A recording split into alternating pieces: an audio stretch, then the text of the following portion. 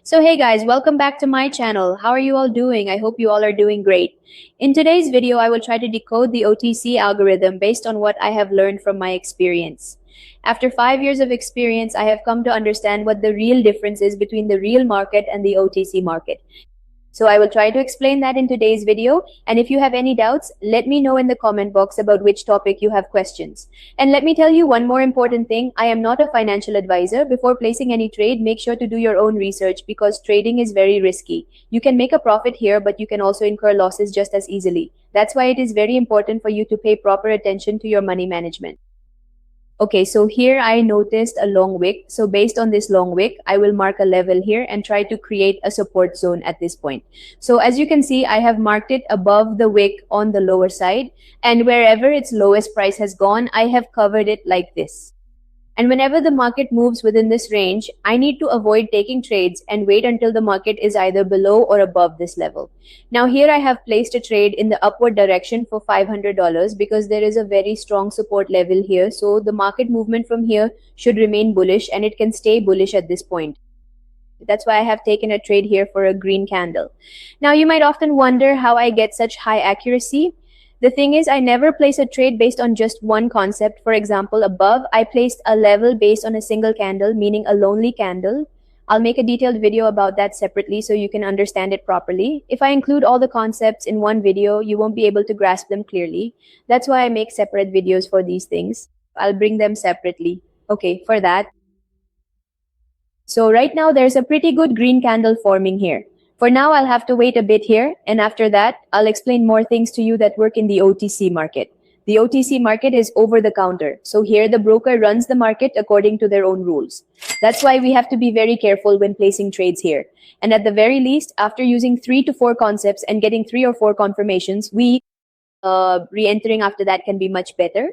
So finally, my trade here has turned out to be profitable. So again, I will look for a chart with good movement. Many people have this doubt about what exactly a chart with good movement looks like.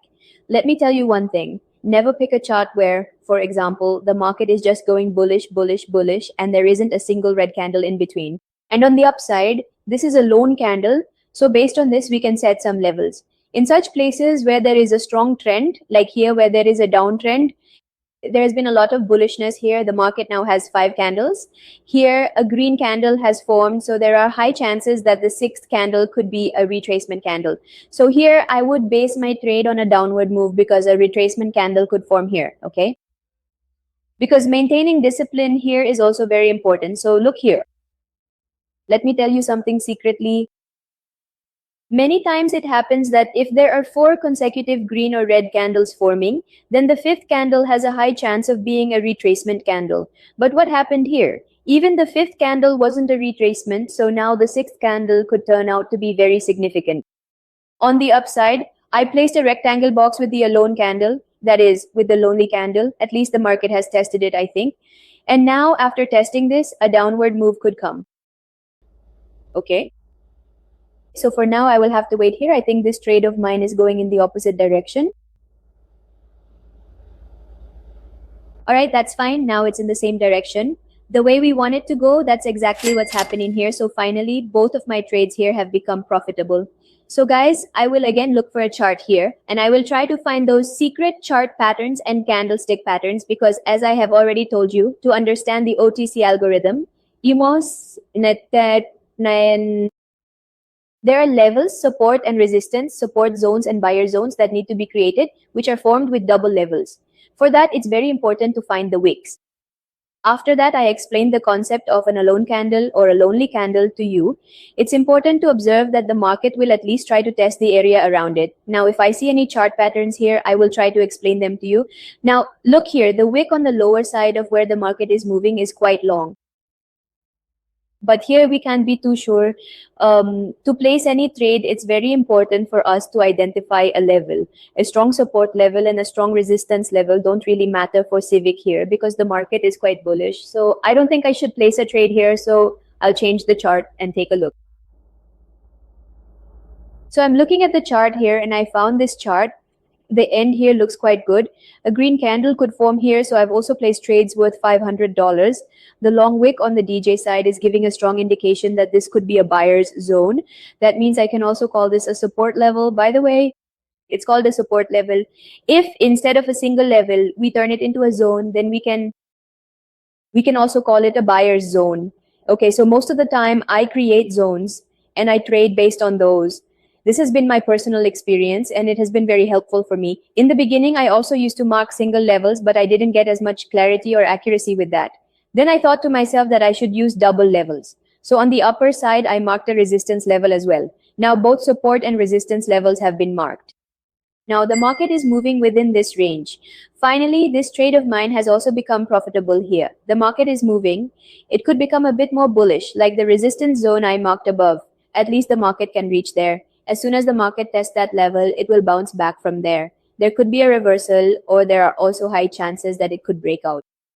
But the important thing is that whenever the market is moving within a zone, you should avoid taking trades. You need to wait and let the market close. Either it stays below that zone or it breaks out. Okay? So you have to wait for either of these two scenarios, and only after that will we have confirmation. You can place a trade anywhere after that. Because look, when it comes to investment here, having patience is not a bad thing. If we just have a little patience, at least we can stay in profit, right? If we don't have any patience, then maybe we'll just keep incurring losses, just like I used to do in the beginning. That's why I'm guiding you so that you don't make these mistakes. Patience is extremely important in the market. Because what happens is that we don't even wait for a good opportunity to come along. We end up blocking our account before that. That's why it's so important to be patient. So here, I'm trying to find a chart with a good movement. And let me tell you again, as I mentioned before, I have placed a trade for a green candle and this long wick on the lower side.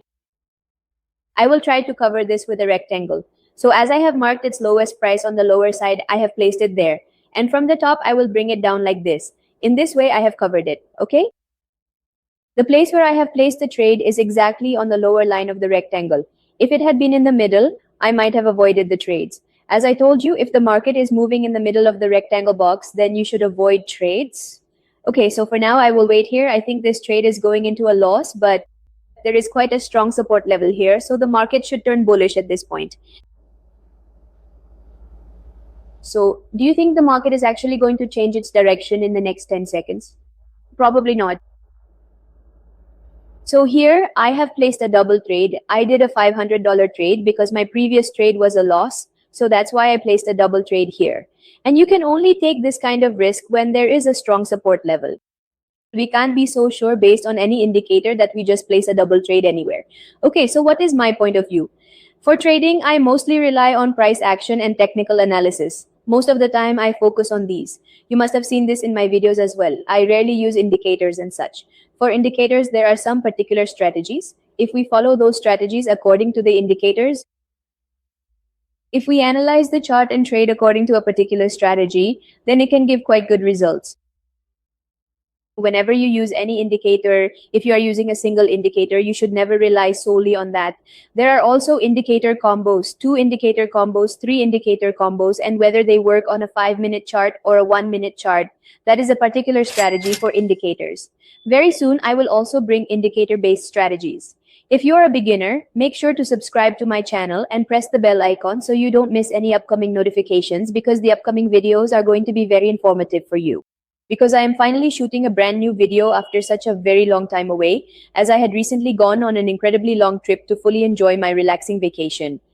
So finally, I am officially back home now, and I will be working properly and consistently right here from now on, making sure to bring you the best content possible.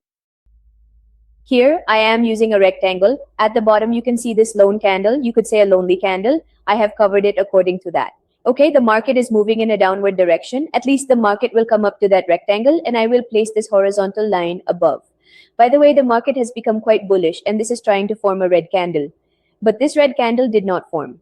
Because of this, the next red candle could form here. That's why I have placed a $500 trade in the downward direction here. Okay, but if you look at it, there isn't anything like that on the side here. There isn't any resistance here like previously, where the market went down from here. So the trade I have placed here for the downward direction, if this forms a red candle, then a resistance will be created here. From here, the market can move downward and it will keep moving downward until it reaches the box I have placed below. You can call this a lonely candle here. It will come up to here, okay? Now, after testing this level, the market can either bounce back from here or break through it. And if it breaks, there will be some consolidation within the box for a while. After consolidating, if it breaks to the downside, then the market movement could remain even more downward. Until the market reaches its strong support level, the market movement will remain downward. Okay, and I didn't see any particular art patterns or characteristics in between. Otherwise, I would have told you. Finally, my trade has become profitable. It's okay if whenever I happen to come across a particularly interesting opportunity where I identify specific technical chart patterns or distinct candlestick formations, I will make a concerted effort to share all of that information with you. Otherwise, that pretty much covers everything I wanted to discuss in today's video session. Simply because the specific number of trades I choose to take is strictly fixed on a per day basis. Per day, I only have to place 4 to 5 trades. If I place more trades than that, then maybe it's possible that one of my trades there ends up in a loss, and to recover that, I might even place a double trade. So it's possible that at that time, my psychology isn't aligned with the market. That's why I avoid taking too many trades. I always trade within limits, I don't overtrade, and that's why I don't usually end up with big losses. So my advice to you is to follow the same approach. And if you're a beginner, then you should stick to just 1 or 2 fixed trades per day. So guys, if you have any doubts, be sure to let me know in the comment box. If you liked the video, don't forget to hit like. If you're visiting the channel for the first time, make sure to subscribe before you leave, and definitely leave a lovely comment in the comment box for inspiration, just like you always do. So you need to follow the same thing, and we'll keep the videos coming so you can learn a lot more. I'll also be making videos on the strategies that are currently trending in the market so you can start your trading journey in the best possible way. Thank you.